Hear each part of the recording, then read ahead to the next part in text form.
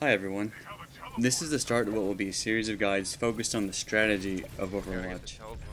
I'm still planning on making more hero guides, but for the hundreds of hero guides out there, I noticed a lack of guides discussing actual strategy, such as counterpicking, team compositions, and team coordination. In this first guide, I'm going to talk about the dynamics between offense and defense, and how your mindset and playstyle should differ depending on which side you're on. For reference, red will be defense and blue will be offense. The biggest difference between offense and defense is the importance and impact of kills. A kill for the defense is not nearly as impactful as a kill for the offense. The difference is actually massive. Let's use Temple of Anubis as an example. Here we have the offensive spawn point, the choke point, the objective, and way in the back, the defensive spawn point. This is what a typical first point Anubis defense setup looks like, with the defensive team holding the small choke point. It's much easier for the defense to get kills here than it is for the offense. So what happens when the defense gets kills?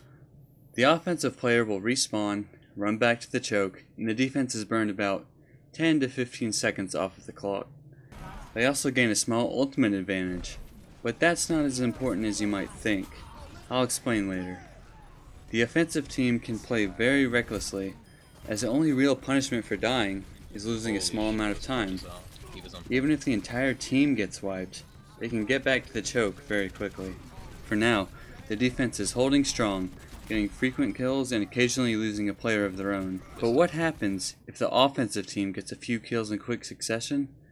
Now the defense is at a massive numbers disadvantage, and the walk back from spawn is much longer than the opponent's walk time. The offensive team has a great opportunity for a push. If the defensive team ever loses multiple players at the same time, there's a very good chance that they'll lose the objective. This is why Symmetra teleporters and Mercy ultimates are so crucial on defense. These abilities can defend against occasional enemy picks, but if the offense simply manages to get a couple more kills after they're used up, they're still going to break through to the objective. Because of the difference in the importance of kills, on offense you can afford to make riskier plays. On defense, you must be cautious and not overextend. Don't push past the choke point your team is holding, even if you have a numbers advantage. By doing this, you throw away your terrain advantage, and you're fighting the enemy team on equal ground. Even if you manage to make a 2-point kill trade, that's still an unfavorable trade for your team. This is why, in lower skilled games, the defense is generally favored, while at high skill levels, the offense is often massively favored to win, especially on control point maps. The better the players get, the better they are at securing kills, and the faster the game's pace. With such a fast pace, it's basically inevitable that the offense will eventually get a few kills. A top level Widowmaker, for example, is eventually going to get some back-to-back kills, even if their opponents are also a very high skill. This dynamic has some interesting implications on hero picks, particularly Bastion. I'm sure everyone who's played Overwatch has had a game where the defensive team has a Bastion that's just annihilating the attackers. Just look at the forums or Reddit and you'll see hundreds of Bastion OP posts. But at high skill levels, Bastion is basically considered a complete waste of a hero slot on defense. He still has insane DPS and occasionally can catch someone off guard, but it's simply too easy for good players to counter and kill him. But here's where it gets interesting. At high MMR, Bastion is actually played almost exclusively on offense, mostly on payload maps. He's not a common pick, but he still does see play. This serves to further highlight the importance of survival as a defensive player. Bastion's fragility, which is a massive liability on defense, really isn't that big of a deal on offense, because dying on offense just doesn't mean that much. He can be a worthless turd for half the match, but if he uses his ultimate and gets several kills, that's all that matters.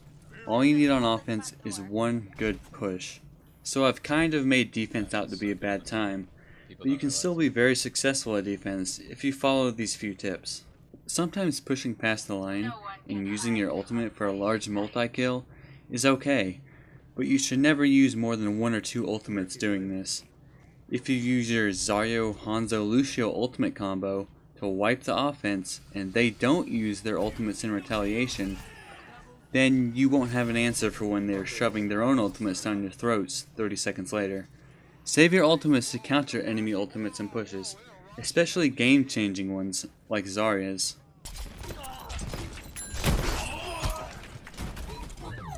Oh, fuck! I just used my ult for nothing. Make good use of what I like to call the respawn ultimates. What I'm talking about is Mercy's res and Symmetra's teleporter. These serve as the best counter to an offense getting several kills in succession. Protect your team's teleporter, as it's an insane counter to enemy pushes. If you're playing Mercy, try not to peek the enemy front, especially if they have a sniper.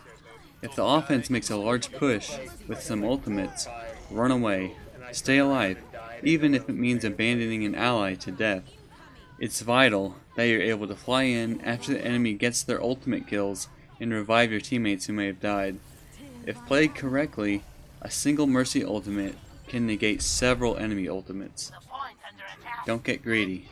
Don't extend past the choke or away from your team just to chase kills. That Winston who jetpacked away from you with a sliver of health, unless you know for 100% that he's alone, forget about him. Do not post up at the enemy spawn gate at the beginning of the round. Just don't. Killing attackers is already not a massive win, but killing them outside of their spawn is next to useless. The respawn timer simply isn't long enough to justify doing this. It's extremely easy for the enemy to switch to counter your hero and kill you very quickly this way. All you are doing by camping the enemy spawn is creating a high-risk, low-reward situation for yourself. Work as a team. Don't isolate yourself as a defender. Just because you're a sniper doesn't mean you have to be away from your team. You will only make yourself easy prey for an enemy lurker or flanker. Focus fire and burn down the enemy shields. If the enemy is running a Reinhardt, it's probably fairly important to their team composition. The shield only has 2,000 health, which is really not a lot if multiple people are working together to burn it down. Keeping the enemy's shield down can massively cripple the attacker's ability to push the choke. Make sure to keep heroes on your team that can put out consistent damage on shields, like Roadhog, Junkrat, or Pharah. Tips for offense. Playing offense is all about having explosiveness. Failed pushes are okay, because you only need one single successful attempt to take the point. Heroes that can get picks or surprise quick kills are extremely good here. Widowmaker is excellent, and if the enemy team doesn't have shields, a single good Roadhog hook can create the kill you need to take the point. Don't play too recklessly though, as you need to be alive when someone gets one of these kills in order to use your numbers advantage to overwhelm the defense and take the objective. Coordinate ultimates with your team. If you have a large team wipe type ultimate like Pharah or Reaper, save it until you know that your team is in position to push in and capitalize immediately after you use it. If most of your team is dead, don't jump in just to get a few kills with your ultimate. Save it for the next push. In conclusion, defense is all about methodical, calculated play, where not getting yourself killed is key. Offense is all about taking the risks to get the picks, and intense bursts of successful frags. Hopefully this strategy guide helped you understand how you should differ your playstyle, depending on your side, and help you win more games. Just remember to keep practicing your aim and mechanics, as Overwatch is still a first-person shooter, and no amount of strategy will save you if the enemy team simply outshoots you. Thanks for watching. Post in the comments whether you liked it or hated it, and subscribe for more daily Overwatch content.